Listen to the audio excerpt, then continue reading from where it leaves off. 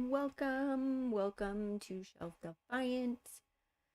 We are continuing on with Jurgen, and we last left him murdering his nemesis from his younger days. I am your disembodied narrator, and this book brought to us, as always, by Project Gutenberg. We are heading into Chapter 8, Old Toys and a New Shadow. Jurgen had behaved with conspicuous nobility, Jurgen reflected. I would disagree with that, Jurgen. But he had committed himself. I go in search of my dear wife, he had stated in the exaltation of virtuous sentiments, and now Jurgen found himself alone in a world of moonlight, just where he had last seen his wife.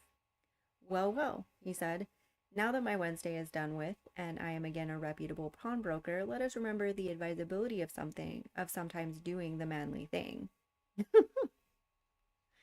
Right. So murder is murder is now manly. Is that what we're to believe?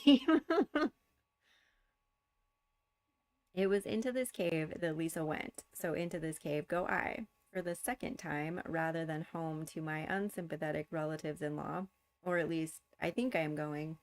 I, said a squeaky voice, this is the time. Ab her hus. High time. Oh, more than time. Look, the man in the yoke. Oh ho, the fire drake. Thus many voices screeched and wailed confusedly, but Jurgen, staring about him, could see nobody, and all the tiny voices seemed to come from far overhead, where nothing was visible save the clouds which, of a sudden, were gathering. For a wind was rising, and already the moon was overcast. Now for a while that noise high in the air became like a wrangling of sparrows, wherein no words were distinguishable. Then said a small shrill voice distinctly, note now, sweethearts, how high we pass over the wind-vexed heath, where the gallows burden creaks and groans, swaying to and fro in the night. Now the rain breaks loose as a hawk from the fowler, and grave Queen Holda draws her tresses over the moon's bright shield. Now the bed is made and the water drawn, and we the bridesmaids seek for the lass who will be bride to Sklag. Okay, that's the closest we're gonna get. Said another, oh, search for a maid with golden hair who is perfect, tender and pure, and fit for a king who is old as love. With no trace of love in him. Sounds like a package there. Even now our grinning dusty master wakes from sleep, and his yellow fingers shake to think of her flower-soft lips who come tonight to his lank embrace and warms the ribs that our eyes have seen. Who will be bride to Sklag? Well, I'm gonna go ahead and say I'm out. And a third said, the wedding gown. We have brought with us, we that a questing ride, and a maid will go hence on forgeman in Cleopatra's shroud. Ha! Will o' the Wisp will marry the couple. No. Let Bracatoius. No, be it Kit with the candlestick. Emon heta a fight. Oh no, Tom Tumbler, ware of Stodlin. Hast thou the marmotintib? Ab her hus. Come, Bembo, come away. Oh, Will o' the Wisp. I always remember it with the Disney, the red-haired character. What was her name? Those were the best Will o' the Wisps. Brave, that was the name of it. Brave. So they all fell to screeching and whistling and wrangling high over Jurgen's head, and Jurgen was not pleased with his surroundings. For these are the witches of Amneren, about some deviltry or other in which I prefer to take no part. Same. I now regret that I flung away across in this neighborhood so very recently, and trust the action was understood. If my wife had not made a point of it, and had not positively insisted upon it, I would never have thought of doing such a thing. I intended no reflection upon anybody. Even so, I consider his heath to be unwholesome, and upon the whole, I prefer to seek whatever I may encounter in this cave. So in went Jurgen for the second time. And the tale tells that all was dark there, and Jurgen could see no one, but the cave stretched straight forward and downward, and at the far end was a glow of light. Jurgen went on, and so came to the place where he had found the centaur. This part of the cave was now vacant, but behind where Nisus had lain in wait for Jurgen was an opening in the cave's wall, and through this opening streamed the light. Jurgen stooped and crawled through the orifice. He stood erect. He caught his breath sharply. Here at his feet was, of all things, a tomb carved with the recumbent effigy of a woman. Now, this part of the cave was lit by lamps upon tall iron stands, so that everything was clearly visible, even to Jurgen, whose eyesight had of late years failed him. This was certainly a low, flat tombstone such as Jurgen had seen in many churches, but the tinted effigy thereupon was curious. Somehow Jurgen looked more closely. He touched the thing. Then he recoiled, because there is no mistaking the feel of dead flesh. The effigy was not colored stone, it was the body of a dead woman. More unaccountable still, it was the body of Felice de Pusang, whom Jurgen had loved very long ago in Gitanis, a great many years before he set up in business as a pawnbroker.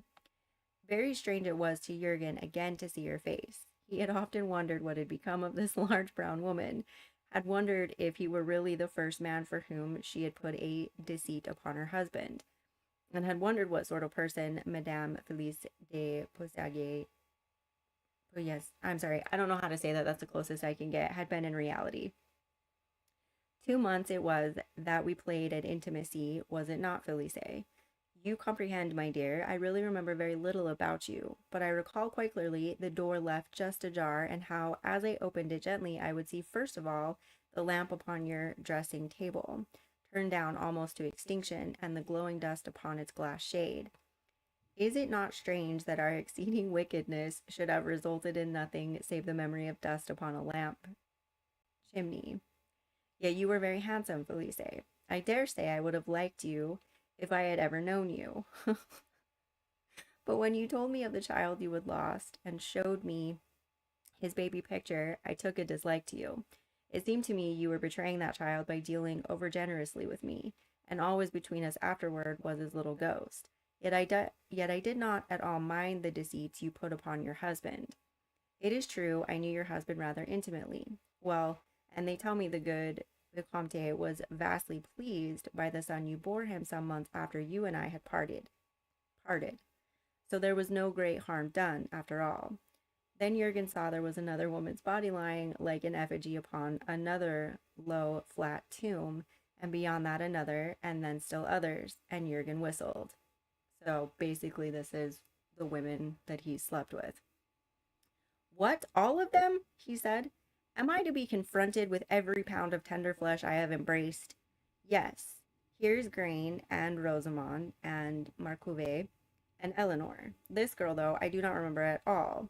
And this one is, I think, um, the little Jewess I purchased from Hassan Bey in Sidon.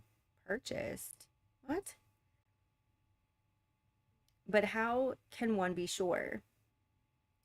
Still, this is certainly Judith, and this is Myrna. I have half a mind to look again for that mole, but I suppose it would be indecorous. Lord, how one's women do add up. I'm not liking the way we're going here. There must be several scores of them in all. It is the sort of spectacle that turns a man to serious thinking. Well, but it is a great comfort to reflect that I dealt fairly with every one of them. Several of them treated me most unjustly too, but that is past and done with, and I bear no malice toward such fickle and short-sighted creatures as could not be contented with one lover, and he the Jurgen that was. Thereafter, Jurgen, standing among his dead, spread out his arms in an embracing gesture. Hail to you, ladies, and farewell, for you and I have done with love.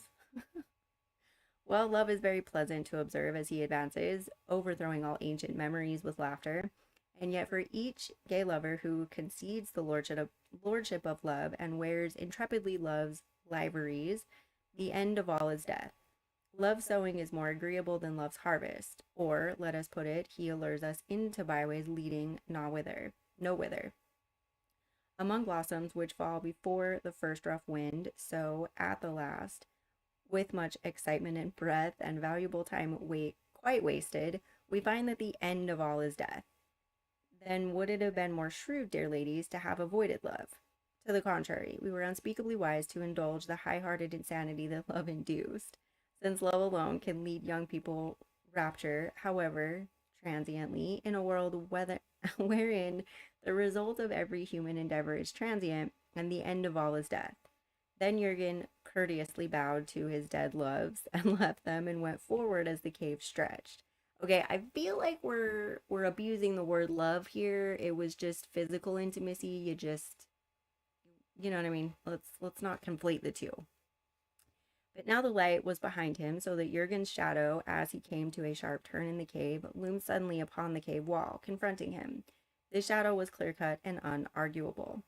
Jurgen regarded it intently. He turned this way, then the other. He looked behind him, raised one hand, shook his head tentatively, then he twisted his head sideways, with his chin well lifted, and squinted so as to get a profile view of its shadow. Whatever Jurgen did, the shadow repeated, which was natural enough. The odd part was that it in nothing resembled the shadow which ought to attend any man, and this was an uncomfortable discovery to make in loneliness deep underground. I do not exactly like this, said Jurgen. Upon my word, I do not like this at all. It does not seem fair. It is perfectly preposterous. Well, and here he shrugged. Well, and what could anybody expect me to do about it? What indeed? So I shall treat the incident with dignified contempt and continue my exploration of this cave. Dignified contempt. All right, I'm gonna have to see if I can ever pull that off. Never seen dignified contempt, at least. At least not on my end. All right, that's the end of chapter 8.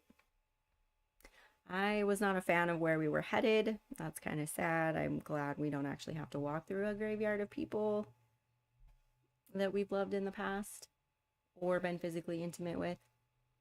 So thanks for joining me, and see you next time.